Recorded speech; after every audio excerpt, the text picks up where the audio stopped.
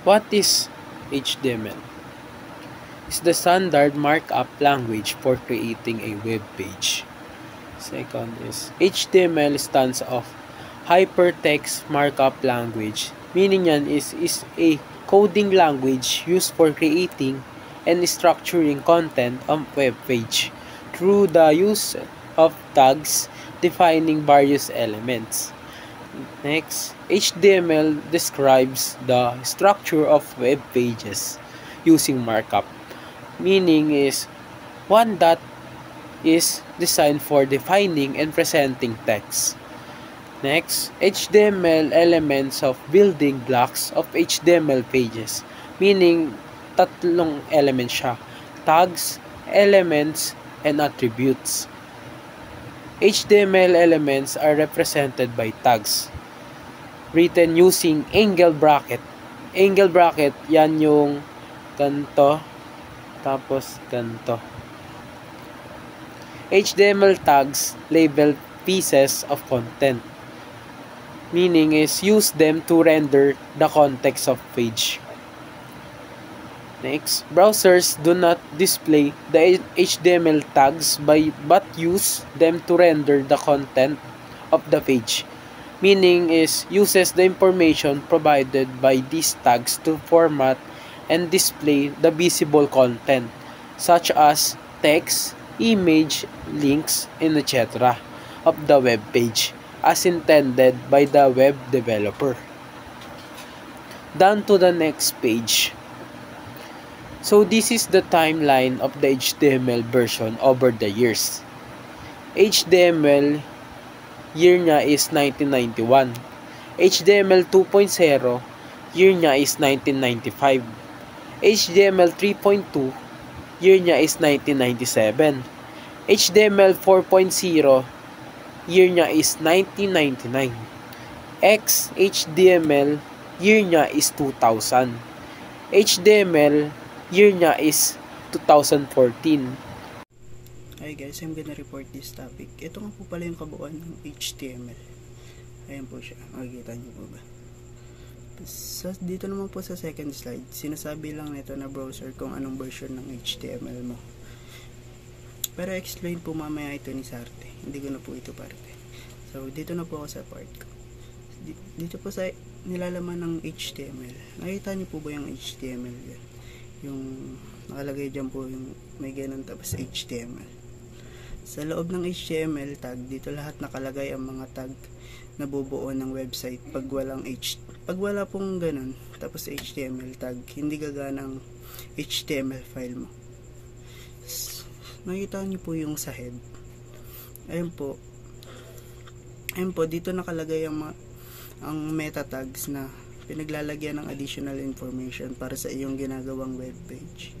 Dito rin nakalagay ang title tag. Ayan po, nakikita niyo po ba? Ayan po ang title tag.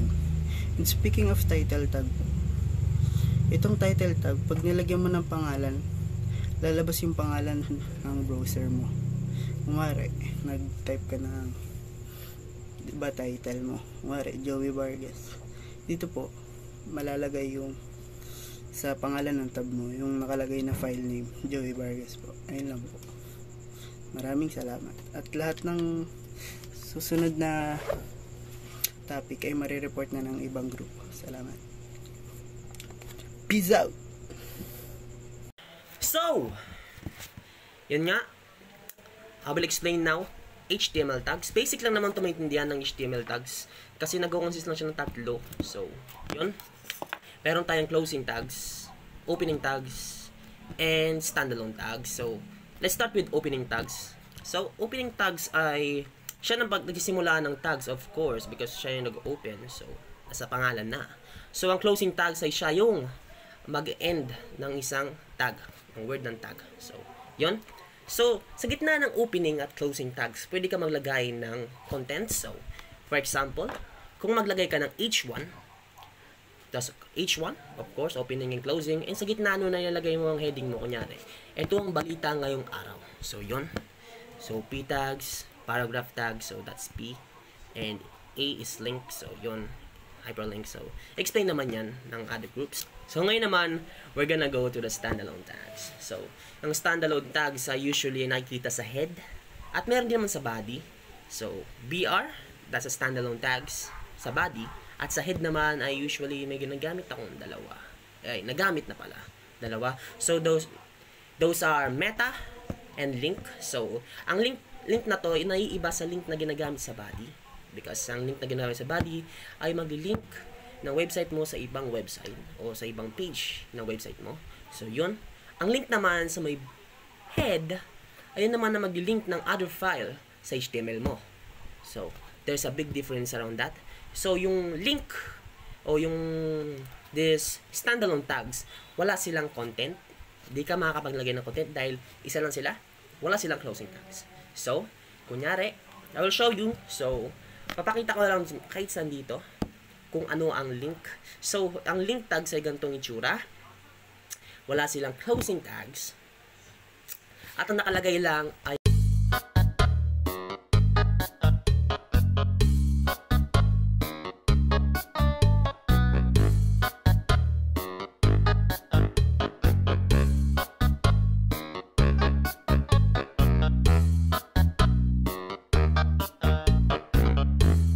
yun ang tag. So, ang opening tag, closing tag, at ang standalone tag. So, I'm very sorry about that. So, yun. That's what tags. So, ngayon, pupunta naman tayo kay browser. So, ito, kay browser. Si browser ay bumabasa ng HTML. So, siya yung bumabasa ng HTML. Siya yung magbibigay ng output. Siya yung maglalabas ng output. So, yun. Every time na mag-save ka, tapos reload mo lang siya. So, bilang yung lalabas yung output mo. So, yan. Everyone usually use Chrome para dito. Marami yan. Merong Internet Explorer. Basta marami siya. Safari. So on. Marami talaga. So yun. Yun na ang browser. So explain naman ng other group yan. So just watch their video in our video. So yun. Thank you very much. Yun na nga ang aking report ngayon. At next naman is si Sarte. So, take it away, Sarte. Hello everyone, this is Tristan from Sarte, and I will be discuss is all about doc type declaration in HTML language. And what is doc type declaration?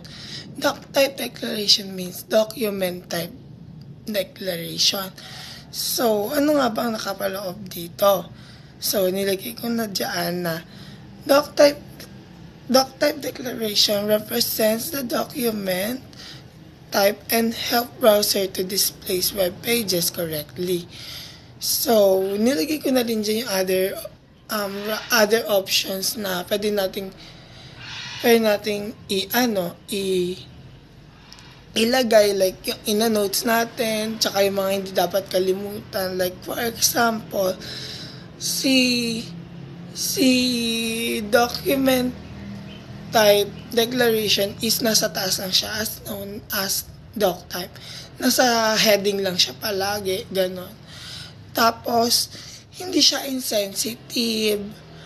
Tapos, ang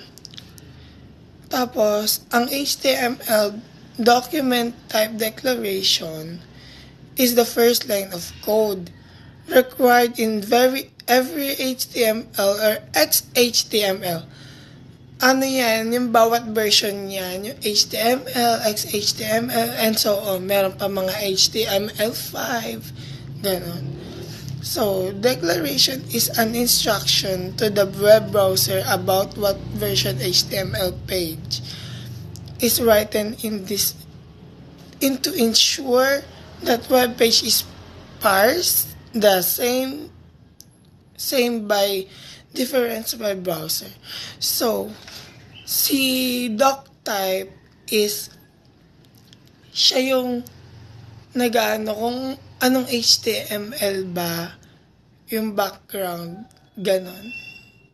Na paggagawa ka ng website, web browser, ganyan. So, yun yung kahalagahan ni doc type. Yun lang.